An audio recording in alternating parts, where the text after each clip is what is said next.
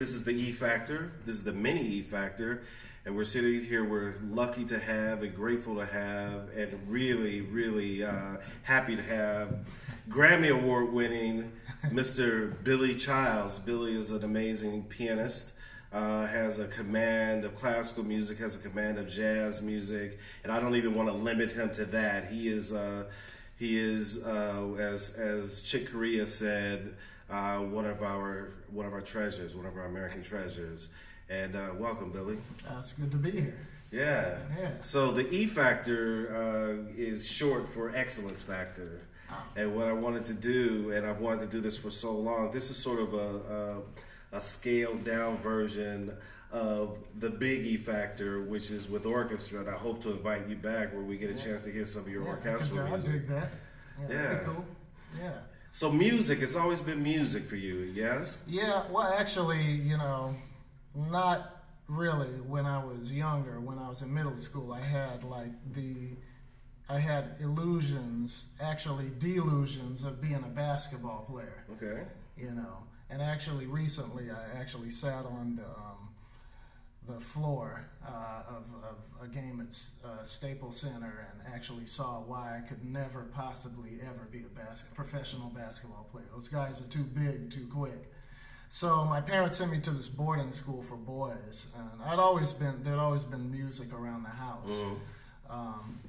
But I never really pursued it. But they sent me to this boarding school, and there was literally nothing else to do, so I just kind of gravitated towards the piano. But how old were you at this boarding school? I was 14. Age 14 to 16 was when I went there. Yeah. And, I just actually, the catalyst that got me into really being serious about the piano was Emerson, Lake and Palmer. Oh, yeah. And, but before then I'd been listening to Herbie Hancock, McCoy Tyner, Chick Corea. But how could you develop, how did you have that kind of interest in a Chick Corea or any of the other composers and pianists that you talk about? My older sister, Joy, used to bring jazz albums around the pad. And also I had this next door neighbor who's still a great pianist, Leon Biscara, who actually was a few years older than me, and I would go over his house and check out the groups that he'd be jamming with, and look up to them basically. So, and he turned me on to Herbie Hancock and the real jazz stuff that I was into. So, did Herbie seem really complex though to you at that time? I mean, in hindsight? No, not really. Actually, it spoke to me, really. Yeah. Whether it was complex or not. I guess it was complex, but I didn't look at it that way, like complex or simple. I just looked at it like I like it, you know, and it really resonates with me. The first thing Leon taught me was Cantaloupe Island by Herbie, which is a fairly simple thing. It's like...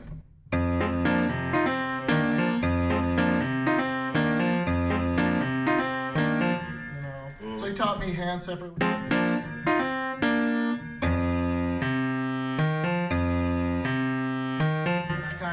Got it together, I would practice it all the time. And so that was my introduction to Herbie. Okay, but so when he introduced you to that, did you know anything about, were you playing by ear, were you reading music, or was it just an organic experience for you? I wasn't reading that well, when I was a kid, I think kids go one or two ways. Either they learn to sight read or they use their memory and then never fully develop those skills. And I was one of those people, So I'm not like the greatest sight reader. I can sight read okay, but I'm not like you. No, you do great. You're always sight reading scores. Well, trying to anyway. Hacking through them. But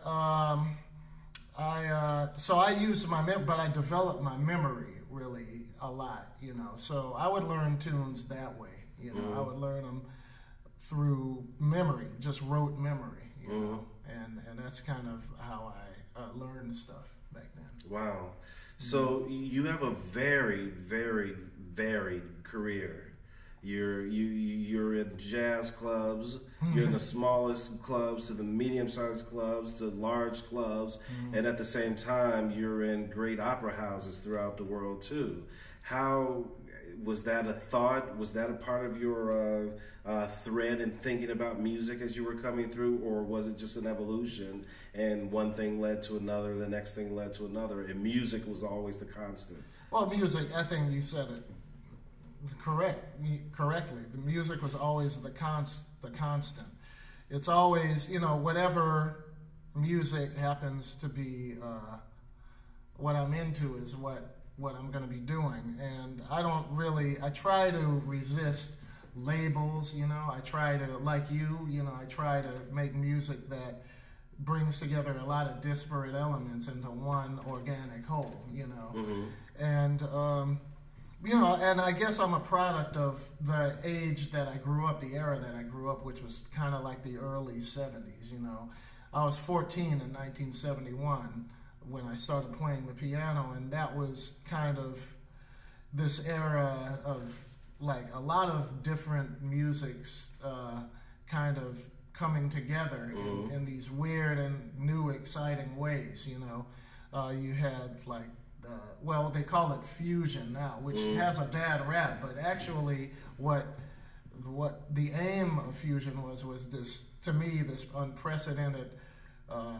tolerance and respect. It's intergenre tolerance and respect, where you'd have Leonard Bernstein, for instance, writing a mass that used electric guitars, it used the chorus, an orchestra, drum set, and you had Herbie and the Head. Well, about 71 or 72. Herbie was doing Mwandishi, which was like kind of an offspring of a Bitch's Brew stuff that Miles was doing, and then you had the Mahavishnu Orchestra bringing in the East Indian influence into their music with like the odd meters and the rhythms that had multiple meters.